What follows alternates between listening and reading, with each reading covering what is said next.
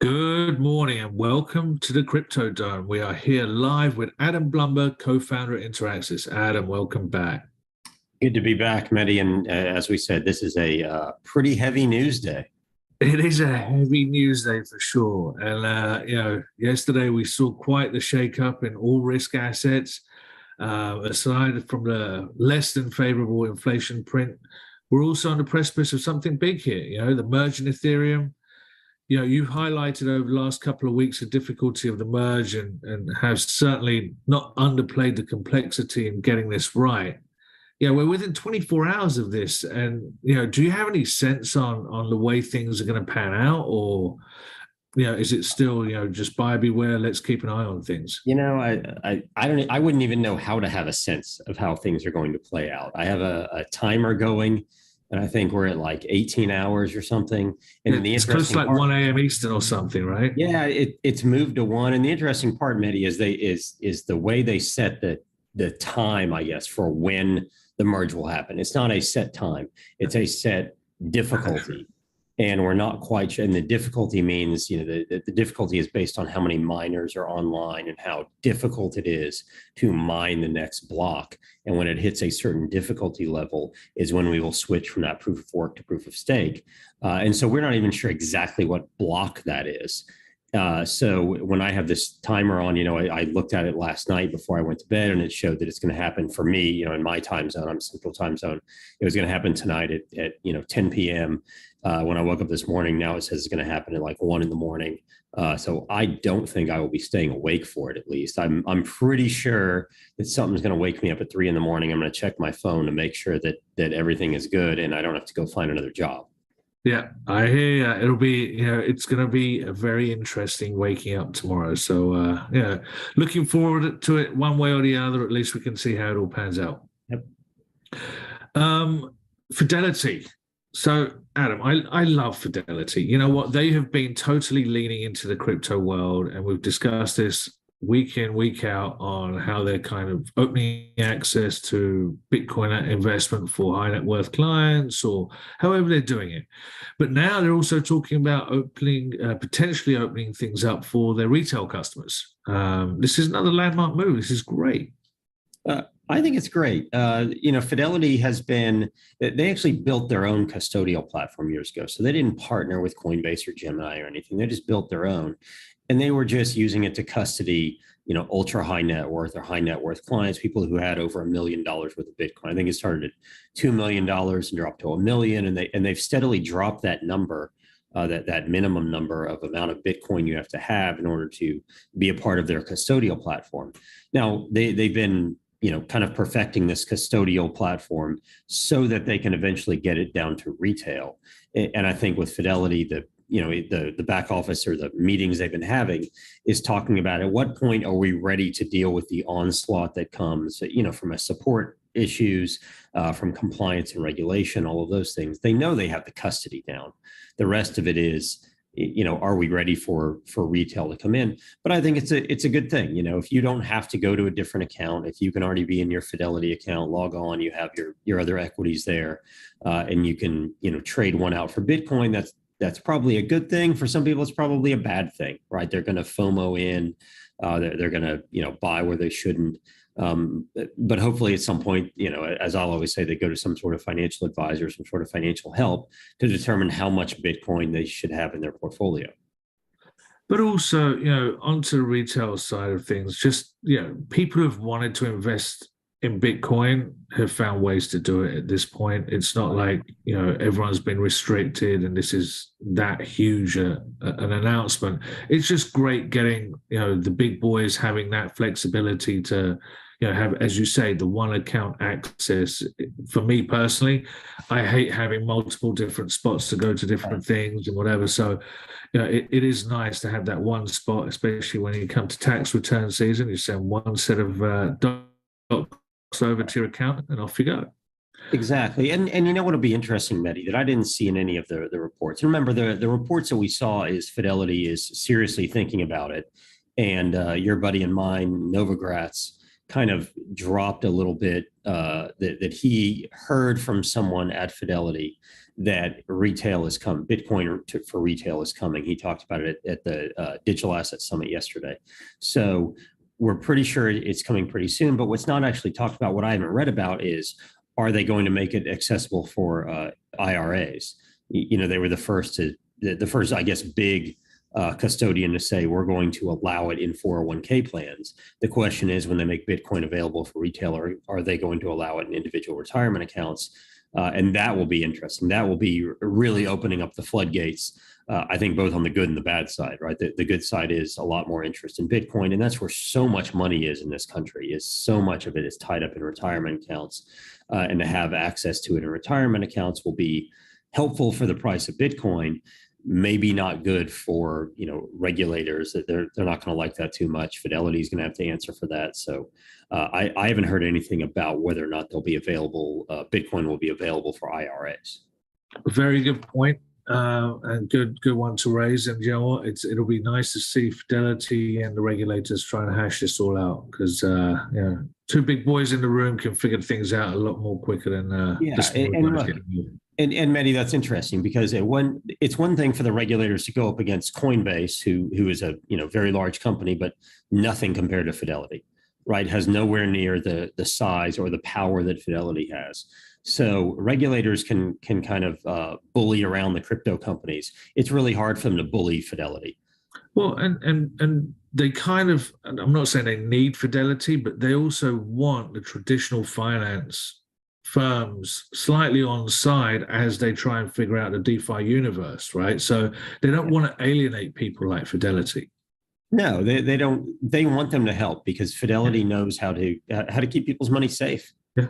They really need it, and honestly, I think it helps regulators a little bit, because it lets them go, well, if Fidelity says it's okay, and you do something in your Fidelity account, now it's kind of on you. If you put too much Bitcoin in your Fidelity account, that's kind of on you. When you go to Coinbase and you had to go out of your way to set up another account, that's kind of hard. But now Fidelity said it's okay. So now, as an investor, I guess as regulators, we're going to say it's okay for now. We're going to kind of look the other way for a while. And as always, Adam, you kind of give me a nice little transition to my next question or discussion point with you. You brought up regulators. Abra, they launched the first US regulated crypto bank. What does this actually mean? Like, I was reading the article, and there's a couple of nuances in there. What does this mean to you? What it means to me, Mehdi, is, so for instance, you've told me you have a Coinbase account, right? Now, when you have dollars in your Coinbase account, they're not FDIC insured. They're not protected at all by any sort of government or insurance. So now when Abra does launch, and they have not launched it yet, they are preparing to, and they are going to get approval. But when that happens, think about this: you'll be able to have dollars that are FDIC insured and crypto in the same account. So that, I think, is a pretty revolutionary from a safety and security standpoint. We just talked about Fidelity, and having that big name behind it is a big check. Well, having the government say, this is a bank, we're insuring up to $250,000 of the cash, obviously not the crypto, but of the cash that's in here. Well, now I can have an account that has dollars in it, that has a stable coin in it, and that has other crypto assets in it, all in one account.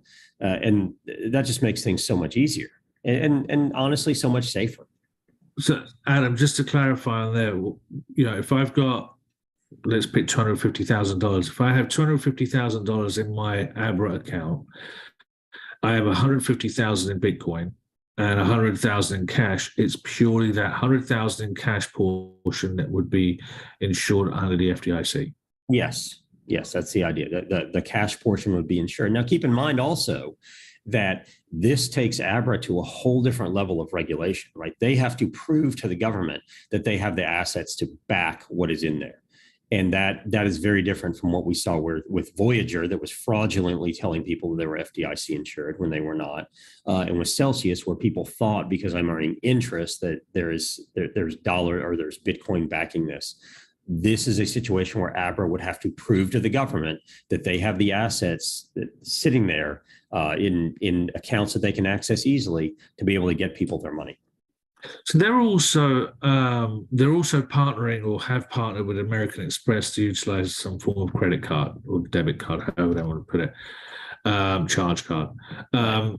So this is a nice blend between DeFi and traditional finance, or is this going too far into the traditional space again? I don't think it's going too far. I think it's necessary. Look, if you are a purist in terms of crypto and the ethos, and I want everything decentralized, and I don't even want governments and banks and anything anymore, then of course it's too far. But but in that respect, something like Coinbase is too far because they're a publicly traded company. This, I think, is a good move. This is something that we probably need to just combine the bank and the crypto in one for a lot of people that want to get in, want to have some of their money FDIC insured. Imagine if I said, look, I'm worried about the merge coming up tonight. I want to move all of my crypto into dollars for a couple hours to a couple days to a couple weeks to see how it plays out. And then I will go back and buy ETH. But I want those dollars to be federally insured. If something happens to Abra, if there's a run on the bank, I want to make sure that I can get my money. And you know very well, if you did that with Coinbase, you would have to pull that money out of ETH, put it into dollars, and then move it over to your bank and then go back. This is a situation where whether you're trading it or whether you just want to see crypto as part of your overall accounts, part of your money, this is a good situation. And we're seeing many more and more people in the world, honestly, getting paid in crypto. And I don't mean they're getting paid in Bitcoin like some athletes and the mayor of New York and such. I mean they're getting paid in something like USDC. So this is a way where I could maybe get paid direct deposit into that account and have it converted into dollars. And now I have FDIC insurance, but I'm getting paid in crypto. Well, that makes sense. I like that. That's a nice little blend and it's a nice little balance in both universes, one foot in each side. I know we've had some volatility in the crypto world, but let's talk about an uptick in our friends the NFT world. Doodles. Yeah, what's going on here? They picked up a cheeky 54 million in its first funding round. What is Doodles and why is it relevant to us? Well, Doodles is another one of those NFT projects that came about last year when everyone was creating them. When Bored Apes got really big, and Meebits and some others, and Doodles was created by a few people who left, I believe, Dapper Labs, and Dapper Labs, of course, is famous for NBA Top Shots, among others. And they left Dapper Labs and one guy who is actually an artist, and they created these Doodles, and it's 10,000 different works of art that look like various faces. But what they've done, kind of like we've talked about before, is they're going full on with licensing, royalties, marketing. They're trying to go into all sorts of different creator spaces. They're trying to go into music, cartoons, movies, art, all of those things. And so, again, the idea is if I own one of the Doodles, I might be able to get to participate in the movie or in the TV show or in the music or something. And it's kind of the equivalent of imagine, Disney launches right now. If Disney launched right now, they would likely have a bunch of NFTs and allow people to buy them and get to own the royalty, the rights to Mickey Mouse and Minnie Mouse and Donald and all those. And eventually, of course, with Disney, it would be the Marvel universe and the Star Wars universe and everything else. So imagine getting to do that. That's what Doodles is attempting to do.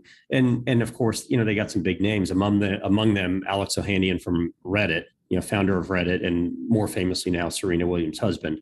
It was one of the investors in, his new fund was one of the lead investors, or I think the lead investor in Doodles. So what they're trying to do is create a media company, but you and I have the ability to go own a piece of the characters that are developed by that media company. But my question on all of this, right, comes down to brand recognition, right? So I'm 13-year-old kid and I'm looking at cartoons, comics, whatever it is. Am I more likely to care about a Marvel character backed by Disney or a Doodle? I think you're more likely to care about whatever interests you, right? Is that Doodle, like I have a 7-year-old. If there were a cartoon of Doodles and she enjoyed it and they, did things that she does, they go to the park and play with their friends and I'm sure, hide things from their parents and stuff. I'm sure my kid would love it. And she doesn't care that it's a that it's Doodles and it's an NFT project. She just knows that she likes the cartoon, or she likes the website, or she likes the characters she can go buy and play with. I guess my question is more about, is that the likelihood of success? Because we're seeing NFTs come out of everywhere on everything, right? And, obviously I had my strong anti-NFT universe moment when Taco Bell started issuing them. But if we have, do you see more success coming out of traditional, existing, established brands, or do you think there really is a big space for these newer universe plays of a la Doodles, right? And we've seen it with the Bored Apes. They've created a huge successful following out of nowhere, right? So all of these things, how do you see this all kind of settling out? I think the new ones, the ones like Doodles and Yuga Labs that does Bored Apes, I think they're going to be the ones that experiment, right? They're going to be the ones that kind of show the way. They get to experiment with royalties and with music and with how people are going to get paid and own them and creation and such. Because what do they have to lose? They just got a whole bunch of venture capital money that they can play with. And they've been on the cutting edge for a while. Just like we've seen other crypto projects, whether it's exchanges, decentralized exchanges, DeFi, or even Coinbase are the experimenters. And then Fidelity comes in and Schwab comes in and everyone else comes in and says, okay, you guys have done a lot of the heavy lifting to get us to this point. Now we're going to kind of see where we fit in. I think if we go to NFTs, we're going to see Doodles and Yuga Labs being the experimenters. They're going to be the ones that try out the technology and see what they can do with it. And then you're going to have the Disneys of the world and music producers of the world and Paramount and everyone else follow on and go, okay, now we see how we can do it. Because those firms, I mean, the likes of Disney, one, they don't want to cannibalize what they already have, right? They have more than enough money to experiment, but they don't really need to. They don't really need to play around with it. That's why Taco Bell did it. That's why Starbucks issues NFTs, right? They get to experiment a little, but they don't really have to. Starbucks has a good loyalty reward program. They don't need one. It's going to take someone else that is more on the cutting edge and more into this to experiment a little bit more with those of us that are willing to experiment on the other side, those of us that are willing to connect a wallet and buy some of these things and play around with how tokenized royalty flows through to my wallet. Doodles and Yuga Labs are going to have to do that, my feeling. And then the big brands are going to follow on. The big brands are saying NFT, that, Nike is talking about it. Nike even bought a NFT related company earlier, or I think last year, Artifact. And they're kind of trying it out. But I think it's Doodles and Yuga Labs that are really going to show the way, because they can afford to experiment. That's all they do. It's not like they can go back to their years of having Mickey Mouse cartoons and Iron Man. They have to totally build something new and carve out their own space. They can't just go have a Netflix cartoon. They got to do something different, right? They got to appeal to my daughter in a different way. Perfect. I like it. And good luck to them. We'll keep an eye on how these NFTs. Good luck to them holding my daughter's attention for more than 10 minutes. Well, that's what they're going to have to focus on. I know that feeling. We discussed this a couple of weeks ago, the tokenization of funds. We've now seen KKR has launched a portion of one of their healthcare funds, and it's available on the Avalanche blockchain. Right. This is pretty awesome, right? So this is now, to clarify, this tokenization allows them to bring what would more be open to either high net worth or institutional investors. It's now bringing retail investors to the party. Well, here's what I'd say. I wouldn't say it's bringing retail. This particular offering is not bringing retail investors to the party. This is still a hedge fund. It's still only offered to qualified investors, which is actually a step above accredited investors. You have to have $5 million, I believe, in liquid net worth to participate. The difference here, Mehdi, is they can now have some of those investors, which, let's be honest, they have an insane amount of money. If you have $5 million liquid, you have an insane amount of money anyway. But what they're saying is, okay, once you have bought into our fund, After a year, you actually have the opportunity to sell some or all of your shares now. And there's going to be an exchange that is going to vet people the same way. It's going to say only qualified investors can get in the room. But if you and I are both qualified investors, and let's hope that you and I both are at one point, and you've bought, $5 million worth of this PE, and after a year you go, you know what, I want to sell half of it. This is going to give you the ability to sell half of it to me, because it's tokenized, because you can just sell me half the tokens. I've already been vetted by the exchange, and now I can go buy some of your tokens. That doesn't really exist in the private equity world, in the traditional private equity world, the ability to sell. When you invest in private equity or hedge funds or private real estate, whatever, one of the problems is the incredible lack of liquidity. This is, for now, providing more liquidity. So it's not bringing retail in, it's providing some liquidity though. So if I wasn't in on the initial offering if I didn't know about it, and all of a sudden I, hit the lottery or sell my company and become wealthy, and I go, I want to get in. Well, now I can get on that exchange and go, well, yeah, this launched last year, but now I can get in on this. So we're inching towards that. And they're doing it for qualified investors, and then they'll do it for accredited investors. And eventually we'll get down to the retail level. See, all right. So I misread that. In my retail, I just thought everyone had 5 to 10 million liquid assets lying around. So apologies for my misinterpretation. We don't all hang out at the Lambo dealership all day. There you go. So just before we wrap here, Adam, let's talk about the new exchange, right? EDX. EDX has had some big names, both backing it. We've now seen an ex-Citadel person going to be CEO and run it. Is this a good thing, getting this new exchange with people who allegedly have a lot of experience in the financial industry? This could be a very solid offering to the community, right? It definitely should be. So it's Fidelity, Charles Schwab, Citadel, Virtu Financial, Paradigm, and I think one other that I'm forgetting right now. Sequoia Capital. So you have a few VCs in there, you have a few hedge funds in there, and then you have Schwab and Fidelity, right? And we'll go back to Fidelity, which we've already talked about today. Look, I think it's a good thing for people, safely and securely getting into crypto. And having all these partners. Remember, Citadel was famously very, very anti-crypto for a while, and all of a sudden has changed course. So that at least is a pretty good sign that they're putting some money behind this. I think it's good because just like we said earlier with Fidelity, there might be a way to sync up your brokerage account or maybe even eventually a bank account very easily and have it all be in one place where you can trade crypto, you can hold crypto in your account, you can do it safely and securely. Remember, these are all institutions, especially Fidelity and Schwab, that are heavily regulated, that have to prove a lot of things to the government before they can do things like this. And another big part, Mehdi, will be the liquidity here. It means that there will be plenty of crypto available on this exchange, ideally, because of the names and because of the numbers that they're going to put in. There's going to be plenty of liquidity. So it's not like all of a sudden one day the value of crypto, of Bitcoin or ETH is going to drop on this particular exchange because there's not enough of it there, because there's not enough demand or there's not enough supply. There'll be a tremendous amount of liquidity there. So in some respects, I think it's a very good thing. It's a very good thing for the retail investor that doesn't want to have their own wallet and doesn't want to manage their own keys or anything. It's, again, a step above what Coinbase is doing.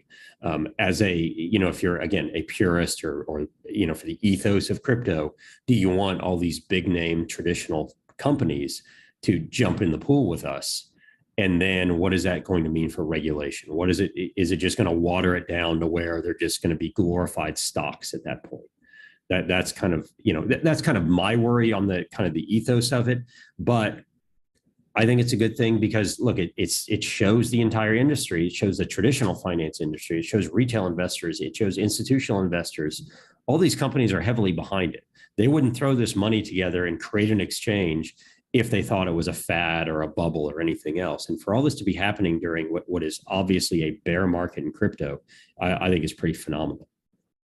I think that's a very nice ending sentence. Thank you for that, Adam. And as always, I feel like we've unpacked a lot this week. There's been a ton of news flow. There's been a lot of volatility, but there's definitely been some very positive news flow to come out of what's been quite a tough week. So, we're staying on top of it. So, Adam, thank you I so love much it. for Yeah. sharing your thoughts.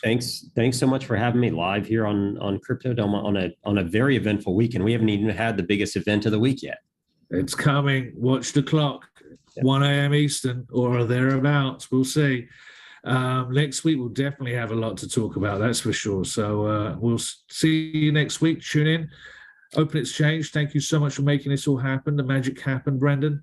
And everyone watching, don't forget to check out the links to digital assets and crypto education for financial advisors. You can receive a certification in digital assets to better serve your clients. Until next time, thank you for watching and good luck investing.